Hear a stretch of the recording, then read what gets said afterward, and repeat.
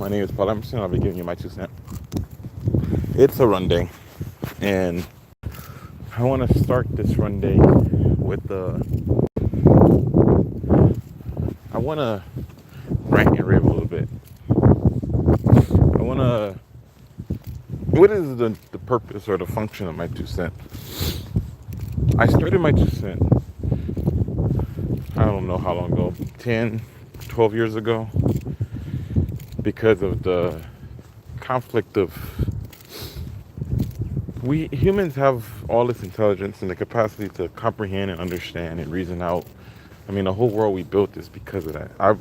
I strongly believe that we are intelligent animals. I don't subscribe to the idea of extraterrestrials or all this other higher supernatural phenomenon or all of the pseudoscience stuff. I don't subscribe to that being what we are.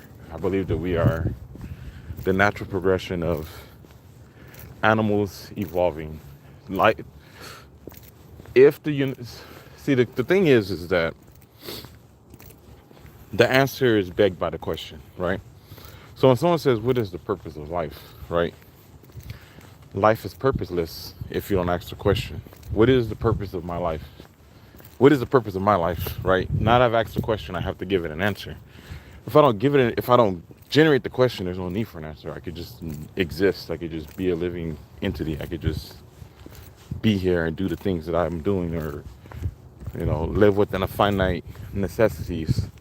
So for me, it's not a matter of a question of if the universe evolved. It's the question of, if you say the universe evolved, what is the best answer to that question? There's no way for us within the 100 years or the 150 years maximum that we're going to be alive that we can answer that question. If every numerical value that we've placed on the way that the universe works, the way existence works, is true, then in every evolving universe that's been here for 14.6 billion years is not going to be able to be understood. If stars are going to live and last for hundreds of billions of years, there's no way to ever unify or quantify the reality of the world. And what happens when, let's say 100 billion years go by and we create 100 billion years of data, scientific data and reasoning based on our observation of the finite volume of the universe, right? And then another extraterrestrial race pulls up on us with their 100 billion years worth of information and can see beyond the edge of our cosmic horizon. And all of the information they bring us contradicts all the information that we have. So we will have spent 100 billion years of our existence as a species will be wasted on incorrect, inaccurate data, right? This is the way that I think normally. When I'm at McDonald's or at Arby's making sandwiches, these are the thoughts that are in my head. When I'm sitting at the table making sandwiches, I'm constantly trying to calculate and comprehend and understand the infinity. For no reason other than because this is what I like to do. It doesn't bother me.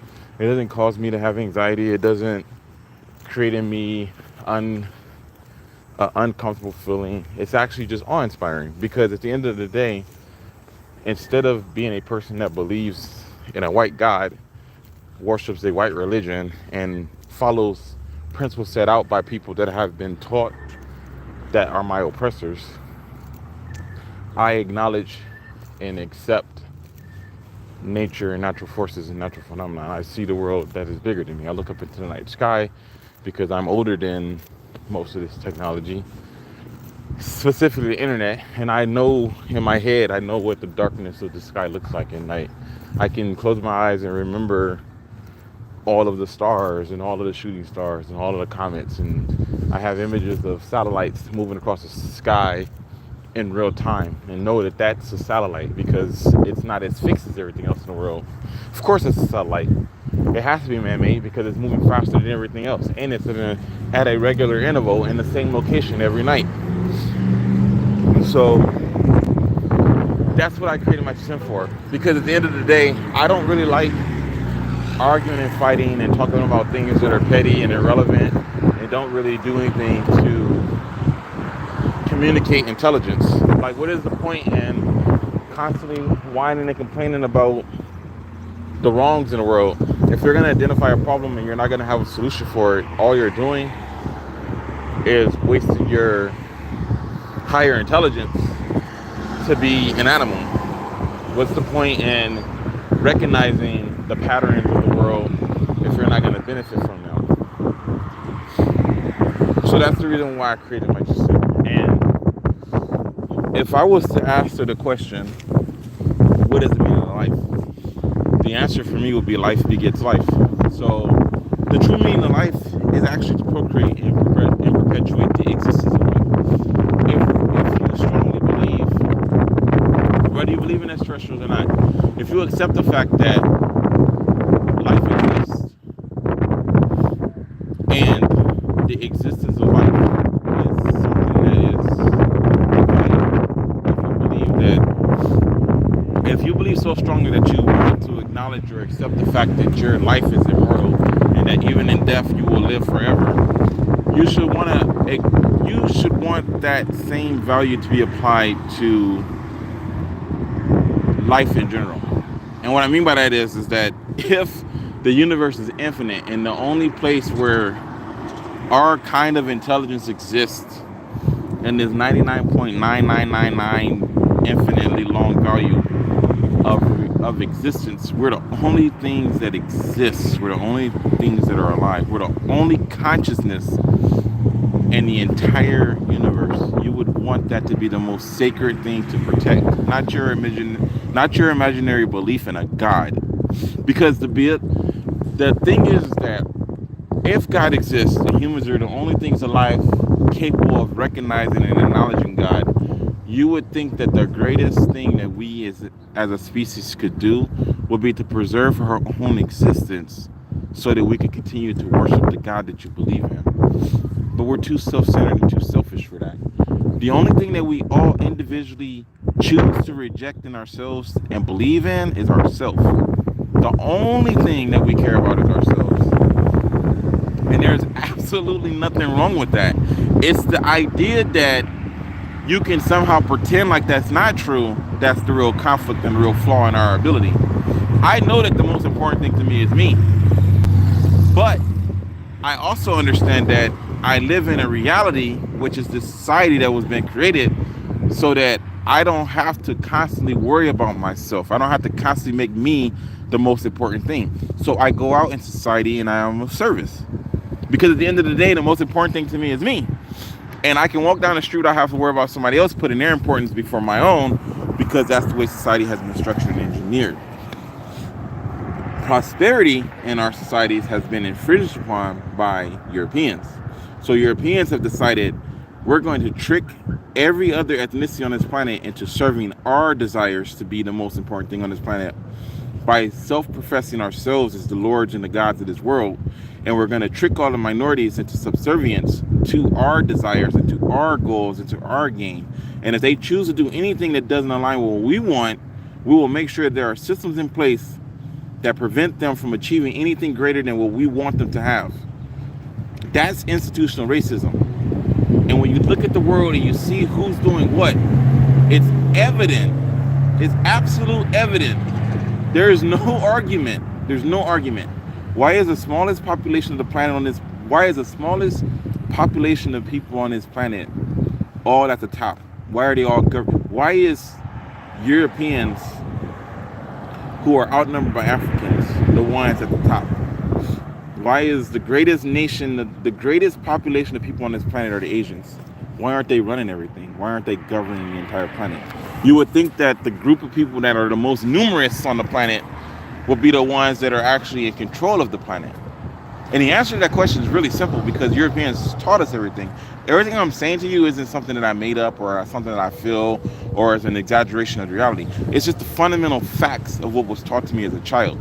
And since I didn't forget what was taught to me as a child, I'm able to continue to communicate that information as an adult.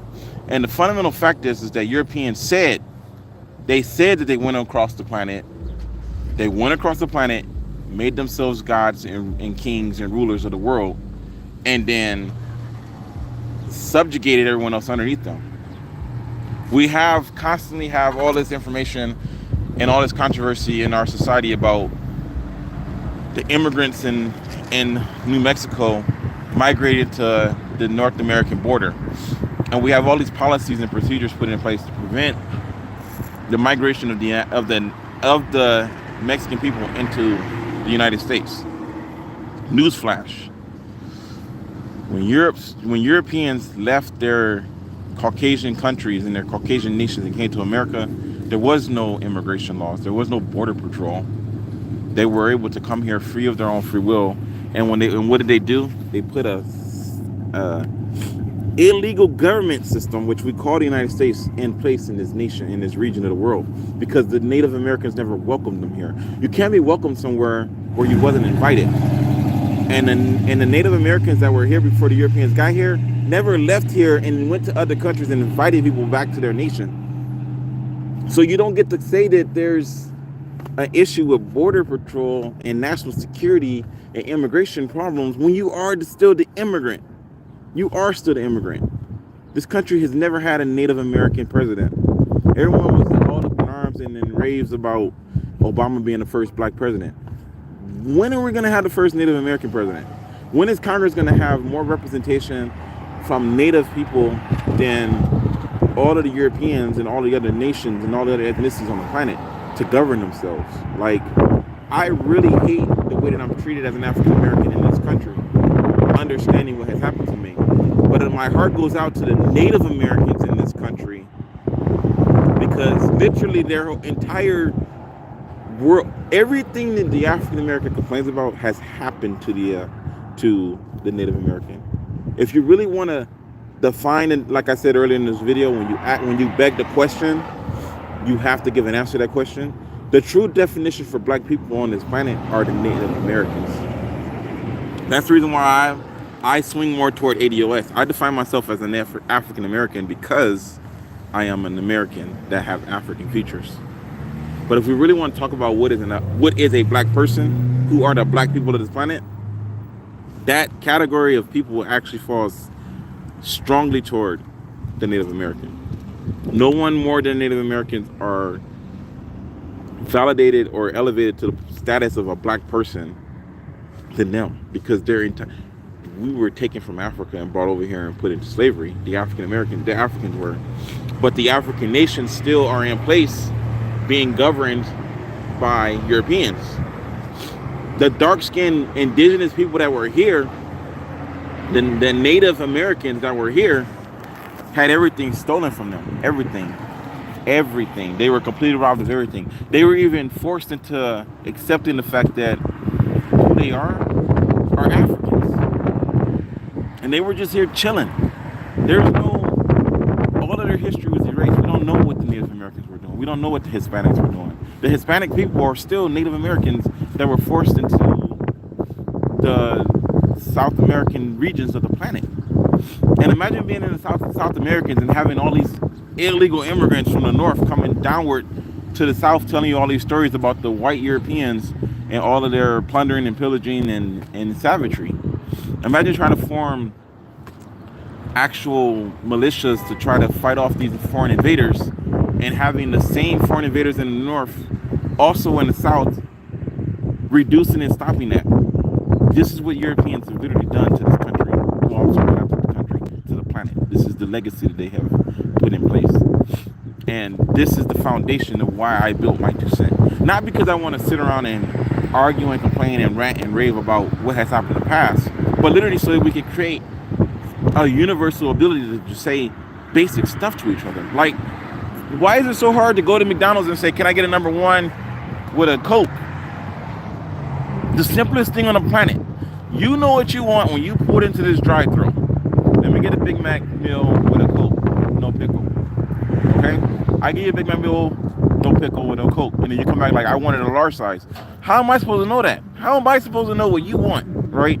So if our capacity to communicate on such a finite level has been so infringed upon by European rhetoric that we can't even communicate on a personal level at the high school level, just so that enough disillusion and confusion can exist for them to continue to perpetuate their chokehold on the planet, when do we individually accept that we are inherently responsible for our own ability to allow ourselves to be misled and deceived and given a couple crumbs to satisfy our hunger while the actual bread itself is being hoarded. We're being told that there's not enough bread and we're being fed crumbs while Europeans have infinite supplies of bread just so that they can be comfortable. Just so they can be comfortable. For no other reason than their own personal comfort, the rest of the world have to struggle and suffer. I don't remember exactly what the statistic is, but the vast majority of people on this planet are starving. The vast majority of people on this planet are starving because European corporations have gone all over the world and has utilized more land than they need to perpetuate a agricultural industry that generates enough food for the 1% to waste so that they can live in comfort. You got people buying food, and every night when I work at these fast food restaurants, we throw away tens and hundreds of pounds of food per day. 10 to 100 pounds of food per day. When I was in the military, we were throwing away thousands of pounds of food per day. We were destroying more. Our leadership would order more rations than they needed just so they could get a better proportion. But these same leaders that wanted more food were the same ones telling us not to give them more food. And so all the extra food they ordered for themselves that they were telling us that we couldn't have, that we couldn't give to them, was being destroyed. Because we're supposed to ration out a certain amount of food. And since the people and since people wouldn't just do what they're supposed to do, like you come back in the line and get a second portion of food, but you don't need it. You want more food because you want more food. You don't need more food. You just want more food because you want more food. So you want all this food. Give me an extra slice. And it's like, come back through. And then after we give you the proportion that you need, because it's scientific, you feel satisfied and you don't want more, so you don't come back through the line. So we got all this extra food because we give out the proper proportion. We ration it out accordingly. So at the end of the night, we're throwing away all this extra food. All of this is the byproduct of Europeans going around the world and putting these governments into position.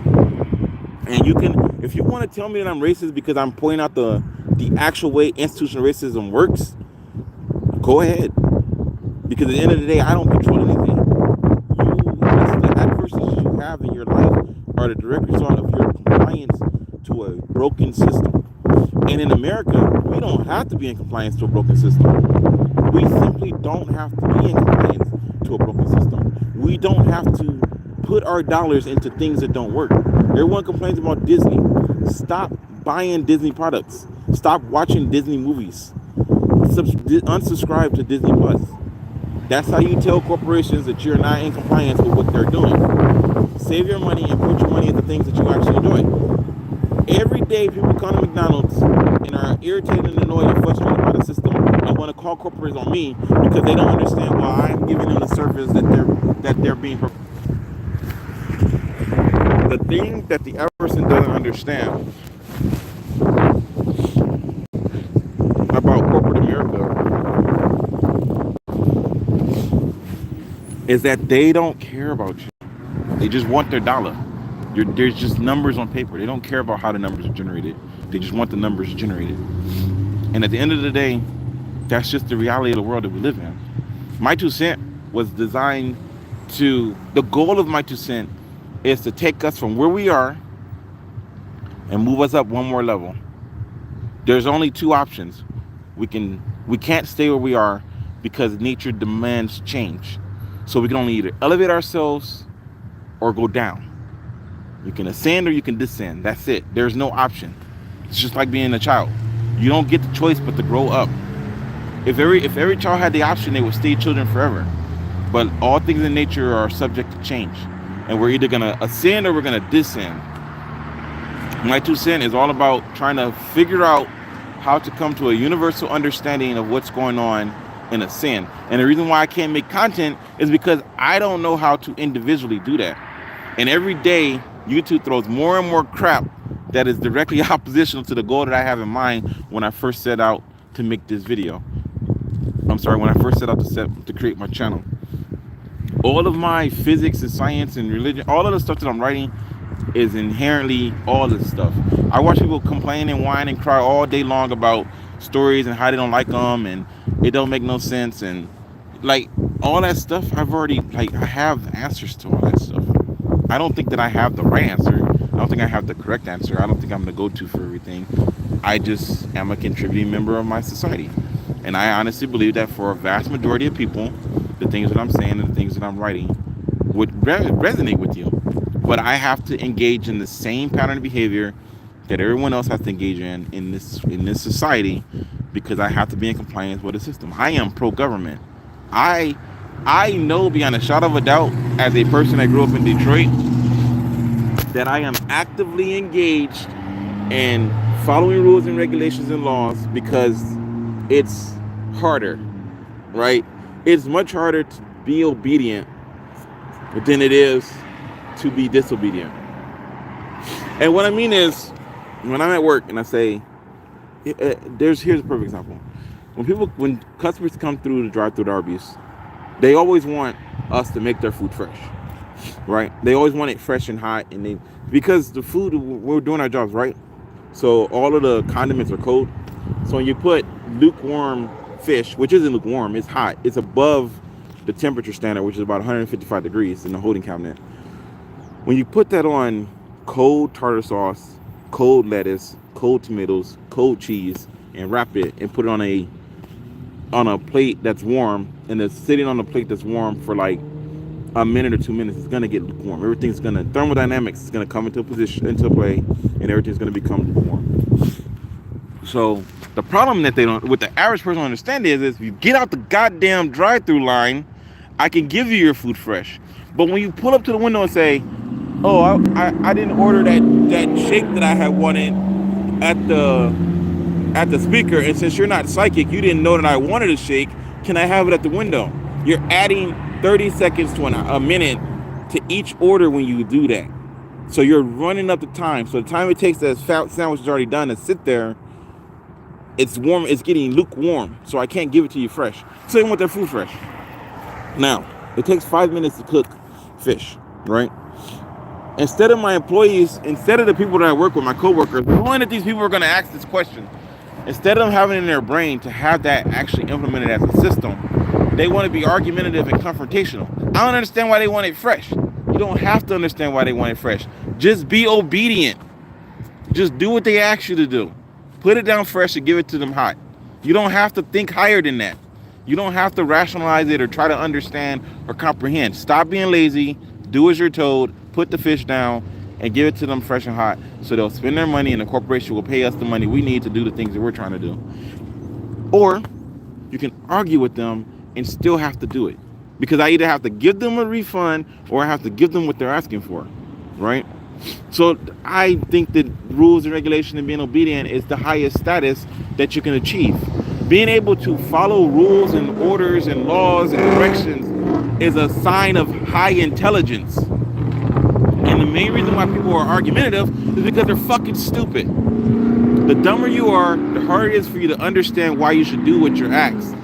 Because your inability to understand and recognize why something is being done is the reason why you're argumentative. Because you feel like your understanding and your reasoning is more important than someone else's understanding and reasoning.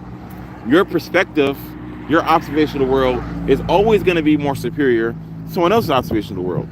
Your position is always going to be easier than someone else's position. So you're going to always want to be argumentative. Like, a perfect example was, I had a customer that was going to the drive-thru and they wanted to drink at this McDonald's. So the speed of service at McDonald's is ridiculously fast. And every customer, we have on average 10 to 20 people in the store at any given time, and soda is free. So I had a customer come through drive-thru and they ordered like $60 worth of food. And they're like, "Oh, I wanted this pop. It's not on my receipt. Can I have it?" I'm like, "Sure, you can have it." "What? He's got to pay for that." Like, I'm the manager in charge. I'm not charging him for that. "Well, you got to charge them this and that." "I'm not going to keep on." Like, you could chill out because you're not running nothing. I'm running the store. I'm going to give them this drink because they spent more than $50 and it's free anyway, right? So me and this young lady got into an argument to the point where she went home because I told her, like, the African-American male is running the show and I don't care about how you feel. I'm going to give them this drink for free so they can get out of my drive-thru and I can make my times. So she got all offended and left. A couple days later, her and her sister work. She orders food through the drive-thru. Her sister rings her up, right? We go to the next window. Guess what she wants? "Let me get a pop." So Her order through the drive-thru was free because she's a worker that works there. And then when she got to the window, she forgot to ask for her free drink at the back, like every other customer. She forgot to ask for her free drink at the window to be put on her bill, even though we promoted it off for her and gave her an employee meal. And then when she gets to the front window, let me get a drink. So the same woman that went home 3 days earlier because she was upset that I gave a customer a free drink, even though she has an employee meal, even though she knows how the system works, even though she knows all of the things that's supposed to happen, she wanted a human at the window. So she humans at the window. Her sister gives her a drink. The same argument me and her just had 3 days ago. And it's like, because her desires are more important than everyone else's desires. Her opinion is more important than what she thinks and believes. It has to take front row to what everyone else thinks and believes. And it's like, this is what it's coming to some universal constant, a universal understanding at this level is the goal of my 2 cents. That's literally it. That's the goal. You know, that's why it's self-improvement through self-education. If I could just raise everyone's intelligence just a little bit, not I, as in me, as in if we could universally come to some common understanding that will force our governments and our corporations to recognize our individual rights instead of constantly putting us into these groups and designing these groups to make sure that they profit off of our humanity, which is basically our failing, the capacity by which we fail. See, what I understand economically is that the probability of you making a mistake is severely higher than the probability of you doing something correct, right? So maximum profit comes from investing in your failure than it does investing in your success, right? The easy way for me as a businessman to make money off of you is to know that you're gonna do something incorrect and make that the way that I make money from you. And that's what Europeans have done. Europeans have created a system that functions off of them making profit when they do things correctly, but them also making a profit when everybody that's not a European does something incorrectly. And what this does is it sets up a condition to where all non-Europeans are constantly struggling to do things correctly and ascend into higher and higher economic statuses, because they don't want us to ascend in higher economic status. They want us to stay where we are so they can benefit from us being human. They can benefit from us being failures. They can benefit from us making mistakes. They can benefit from our errors. Because at the end of the day, you're not going to ever be perfect.